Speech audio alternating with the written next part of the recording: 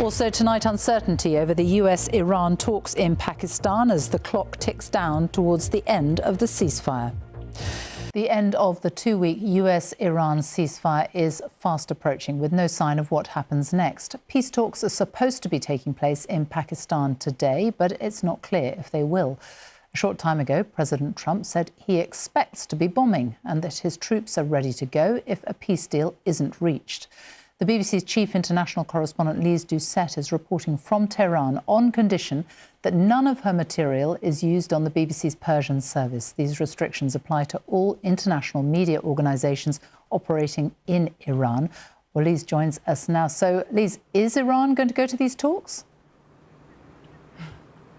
So we just got back from Iran's foreign ministry, saw no sign there of any delegations preparing to travel. We were told that the foreign minister, Abbas Araghchi, and his close aides were locked in meetings behind closed doors. They were still exchanging, you can imagine, frantic messages through the mediators.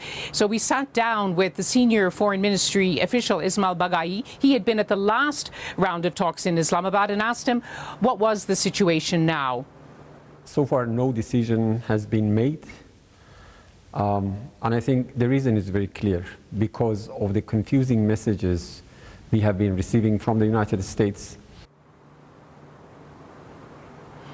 Confusing messages, he said, and that includes those posts from President Trump threatening military action. Also the situation in the Strait of Hormuz, where for the first time the U.S. Navy fired on, boarded and seized an Iranian vessel. But I put it to him that President Trump said it's Iran which is violating the ceasefire by not opening that strategic strait. And he pointed out that last week they did announce the strait would be open on routes coordinated by Iran.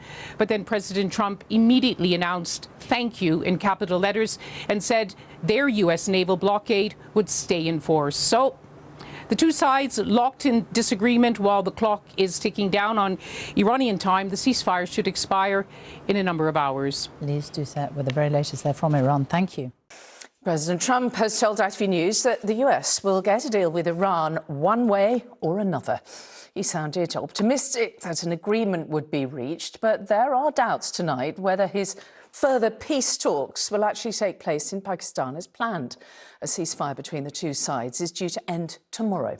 From Washington, our US correspondent Dan Rivers has the latest. The calm of the Strait of Hormuz belies considerable diplomatic turbulence in recent days. In Islamabad, they are ready for American and Iranian negotiators, but there is no clarity about when they will arrive.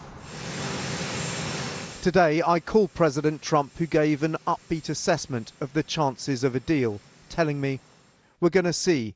You'll know over the next short period of time. We're in very good shape. We'll get it one way or the other. Everything is going to work out very well. One way or the other, it makes no difference." President Trump, welcome. Thanks for joining us this morning.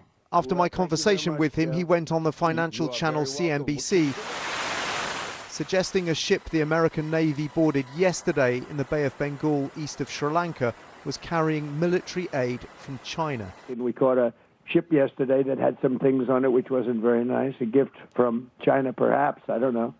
But I was a little surprised, but because I have a very good relationship, and I thought I had an understanding with President Xi, but that's all right. That's the way war goes, right?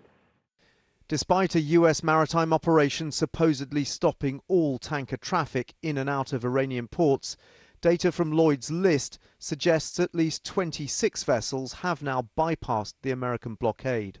We have ships that have left Iranian ports that were bulk carriers that have passed through the blockade and are still sailing. We have other ships where we understand that they've been loaded with Iranian crude products that are also sailing. And further to this, we have ships that are inbound who are actively making their way towards the Gulf, signaling that they will be coming in to pick up Iranian cargo. So it would be false to say that nothing has moved that's linked to Iran. Nothing has moved past that blockade line.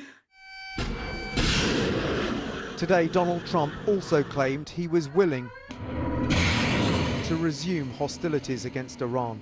Well, I expect to be bombing because I think that's a better attitude to go in with, but we're ready to go. I mean, the military is raring to go. There is still confusion about when or if the talks will start in Islamabad. Iranian TV claims so far none of their negotiators had left, as the press in Tehran charted an ever more opaque lead-up to the meeting. So, Dan, we are fast approaching, aren't we, the end of the ceasefire and decision time for Donald Trump. Absolutely, Mary. Yeah, I think it was clear from that brief chat I had with the president today. You know, he wants a deal. He thinks they'll get it one way or the other, is what he said. But the sticking point at the moment is the sort of choreography, if you like. J.D. Vance, the vice president, who was supposed to be leading the US delegation, he is still in Washington. He's at the White House now having further policy meetings, it's being reported, rather than being on a plane heading to Pakistan. Bear in mind, the flight time is 16 hours there, so we're still a long way from any meetings even starting. And further to that, Steve Witkoff and Jared Kushner, who've both been involved with these talks over recent weeks, are rather than heading to Pakistan as well, they're on a plane currently flying up from Miami to Washington, D.C. So you take that with the Iranian side as well, saying that their negotiators haven't left and they haven't decided if they are going to go. Really, things very much up in the air as to when and if these talks start as the clock ticks down to the end of this ceasefire. Dan Rivers in Washington, thank you. Well, here, the ongoing economic impact of the Iran war has prompted airlines to ask for government help to protect them from soaring costs and even potential fuel shortages. ITV News has seen a confidential briefing document submitted to ministers and the regulator, the Civil Aviation Authority, warning that if disruption continues or worsens, it will force airlines to cut flights and push up fares.